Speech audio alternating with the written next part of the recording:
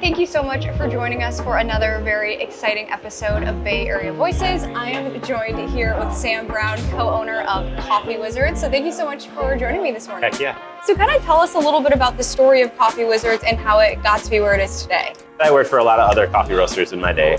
At a certain point, I started getting this feeling like I was making other people's businesses look good based on the knowledge and the way I chose to serve coffee. My thoughts around coffee didn't always align with the people that own the company or called the shots. And so our first pop-up was in front of my apartment in Milwaukee, where we were just giving things out for free and friends and family came by, and there was like a street festival going on. That's why we chose to do that. Yeah. From there, we did several more pop-ups over the course of a year and a half, at which point we culminated with a Kickstarter that was fully funded, and we bought a mini roaster. So then we found a place to put said roaster, and I started doing farmers markets. And now we have 2 cafes. I grew up in Green Bay on the east side here, and so I'm familiar with this neighborhood, and it was really cool to find this old building in a neighborhood I used to hang out in. And so when we make drinks or we serve coffee, the goal is to serve the best coffee we can. So we spend a lot of care and intention in crafting recipes for drinks. So we do everything by weight. Not only like the syrups going in, but the milk weight for each drink, the dose of coffee, the weight of the coffee coming out once it's brewed. And so that focus really helps us highlight what makes coffee special here. Yeah. And if that sounds great to you, then you should come on in. Yeah.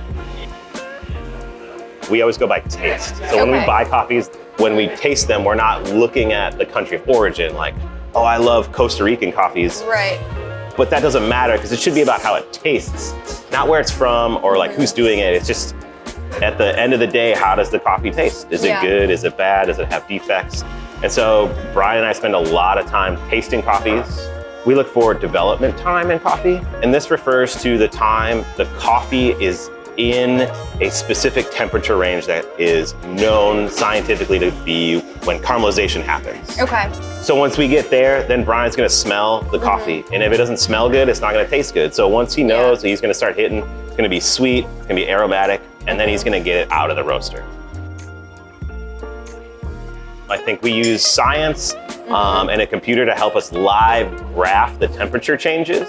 But then once we get to a certain point, it's gotta be driven by a person who's gonna be smelling, because a computer can't smell, right? And they can't tell you this smells good or it smells bad. That's really cool. That's unique. It's like science and then the human touch as well. That's it. That's it. I love it.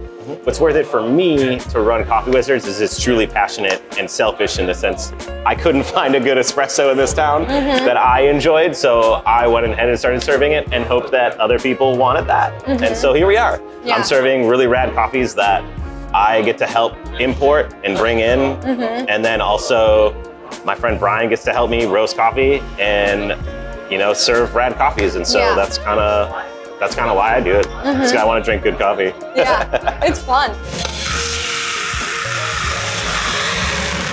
Well, thank you so much, Sam, for joining me today, and thank you for letting us highlight Coffee Wizardz. No problem. And we will be back with more exciting episodes of Bay Area Voices soon, but don't forget to get out there and discover Green Bay. Thank you.